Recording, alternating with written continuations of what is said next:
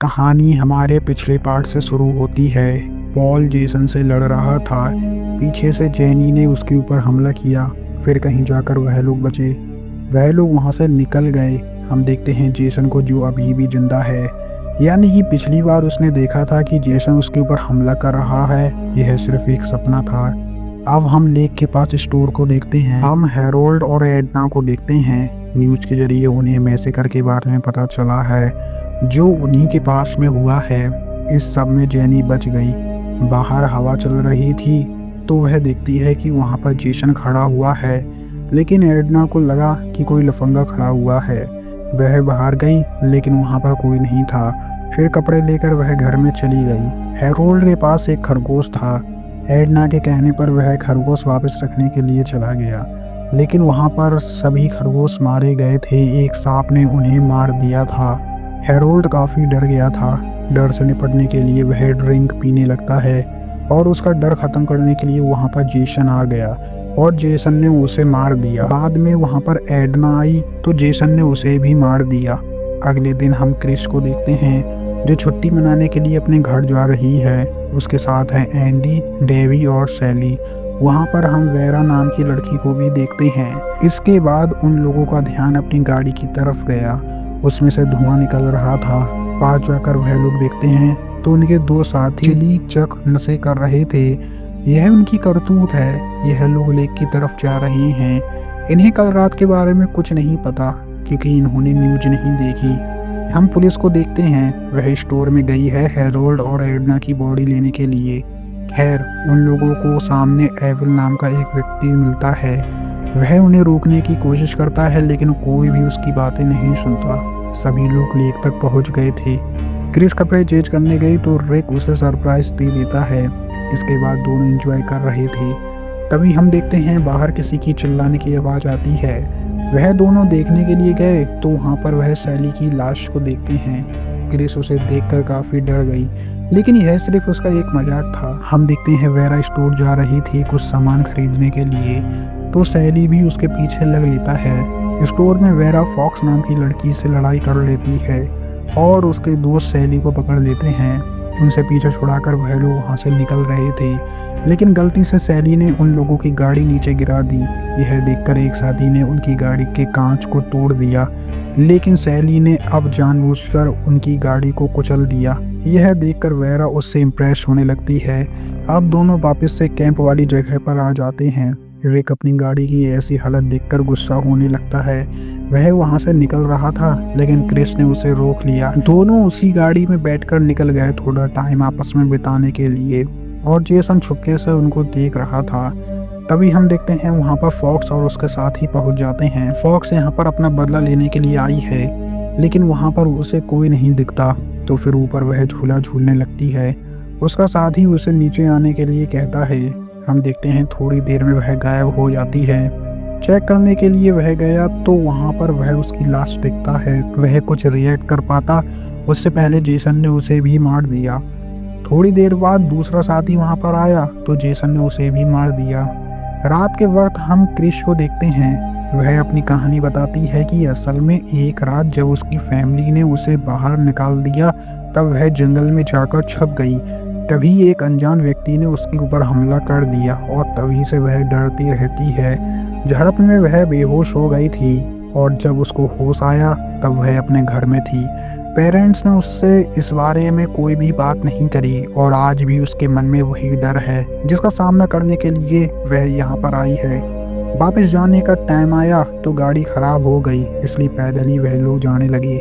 हम वेरा को देखते हैं, जो लेक के किनारे पैर नीचे करके बैठी है। तभी एक व्यक्ति उसका पैर पकड़ लेता है, लेकिन यह एक मजाक था जो सैली उसके साथ कर रहा था। वेरा उससे नाराज हो जाती है और उस पर गुस्सा करने लगती है। खैर, सैली के दिमाग में एक और खुराफात बात चलने लगती है और वह कहीं चला जाता है। वेरा अकेली थी। तभी हम देखते हैं वहाँ पर जेसन आता है और अपने मुंह पर एक मास्क लगाता है। फिर उसने एरो की मदद से वेरा की आंख फोड़ दी और उसे मार दिया। एंडी डेवी को इम्प्रेस करने के चक्कर में बाहर चला जाता है। तभी जेसन वहाँ पर आया और उसे भी मार दिया। नहाने के बाद डेवी बुक मैगजीन पढ़ रही थी। तभी खून की कुछ बूंदें उसके ऊपर गिरती हैं। वह ऊपर देखती है तो ऊपर उसे एंडी की बॉडी दिखाई देती है। वह कुछ समझ पाती जेसन ने उसे भी मार दिया। इधर चक के यहाँ लाइट चली गई तो वह बाहर देखने गया। सैली काफी बुरी हालत में था। उसे लग रहा था कि शायद सैली उसके साथ कोई मजाक कर रहा है, इसलिए वह उस पर ध्यान नहीं देता। लेकिन इस सब के चलते बेचारे सैली की जान चली गई। अब हम जेसन को देखते हैं, वह उसे भी मार देता है। चिली ने सैली को मरते हुए देख लिया, इसलिए वह डरते हुए डेवी के रूम में चली गई। तो वहाँ पर वह लाशों को देखती है। वह काफ़ी परेशान थी। वहाँ पर उसकी परेशानी दूर करने के लिए जेसन पहुँच गया और एक जलती हुई रॉड उसके अंदर घुसेड़कर उसे भी मार दिया। कुछ ही देर बाद क्रिस और रिकी वापस लौटते हैं। सभी को गायब देखकर वह लोग समझते हैं कि सब लोग यहाँ से जा चुके हैं। रिक बाहर देखने के लिए गया, लेकिन काफी देर तक जब वह नहीं आया तो क्रिस देखने के लिए गई, लेकिन असल में जेसन ने उसे पकड़ लिया था। हाथों की मदद से ही जेसन ने उसे मार दिया था। चिली ने अंदर खून से सने कपड़े देखे तो वह बाहर देखने के लिए चली गई। तभी वह फॉक्स के साथी की लाश देखती है। वह काफी डर गई और अंदर जाकर उसने खिड़की दरवाजे सब लॉक कर दिया। तभी हम देखते हैं खिड़की से जेसन रिक की बॉडी अंदर फेंक देता है। एक कुल्हाड़ी लेकर वह भी अंदर जाता है। उससे बचने के लिए उसने काफी सारी किताबें उसके ऊपर गिरा दी, जिससे वह नीचे गिर गया। वह वहां से भागा, लेकिन पीछे पीछे जेसन भी पड़ा हुआ था। जेसन अंदर जाने की कोशिश कर रहा था तो क्रिस ने उसके हाथों में चाकू उसेड़ दिया। इसके बाद उसने उसके पैरों पर चाकू मारा, जिससे वह जख्मी हो गया। क्रिस खिड़की की मदद से नीचे जा रही थी, लेकिन जेसन ने उसकी जैकेट पकड़ ली। जब जैकेट फट गई तब वह नीचे गिर गई। इसके बाद वह गाड़ी लेकर निकल गई, लेकिन उसके सामने जेसन आ गया। वह उसे गाड़ी से कुचल पाती, इससे पहले वह निकल गया। हम देखते हैं गाड़ी का तेल खत्म हो गया है, इसलिए वह पैदल ही वहां से भागने लगती है और उसके पीछे पीछे जेसन भी आ रहा था। जल्दी से वह एक वेयर हाउस में चली जाती है और ऊपर लटक जाती है। मौका देखते ही वह उसके ऊपर कूद पड़ी, लेकिन वेयर हाउस बंद हो चुका था, यानी कि वह भाग नहीं सकती। इसलिए उसने एक हथियार उठाया और उसे मारकर बेहोश कर दिया। फिर उसने उसको फांसी पर चढ़ाया। इसके बाद वह कुछ राहत की सांस लेती है, लेकिन इससे भी जेसन को कुछ नहीं होने वाला। वह अपना मास्क हटाता है तो उसका चेहरा देखकर वह डर जाती है, क्योंकि यह वही व्यक्ति है जो कुछ साल पहले उसने उसके ऊपर हमला किया था।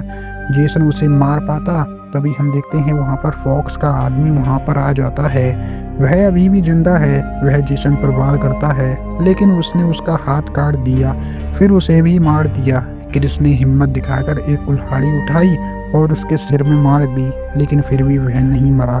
वह उसके पास बढ़ रहा था, लेकिन अचानक वह बेहोश हो गया। क्रिस को लगा कि वह मर गया, इसलिए वह वहां से चली गई और एक नाव में बैठ गई। ऐसे ही सुबह हो जाती है। सुबह होकर वह सामने खिड़की पर देखती है तो वहां पर जेसन खड़ा हुआ था। वह जल्दी से वहां से निकलने की कोशिश करती है, लेकिन अचानक से वह गायब हो गया। तभी हम देखते हैं पानी में से जेसन की मॉम निकलती हैं और उसको पानी में खींच लेती हैं। लेकिन असल में यह क्रिस का सिर्फ एक सपना था। पुलिस के आने पर सिर्फ वहां पर क्रिस बची हुई थी, बाकी सब मारे गए। पुलिस उसे ले जाने लगती है। ऐसा लग रहा है कि इन सब हादसों की वजह से क्रिस पागल हो गई है।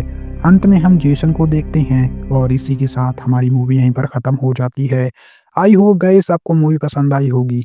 मूवी पसंद आई हो तो वीडियो को लाइक करना, चैनल पे नए हो तो सब्सक्राइब करना।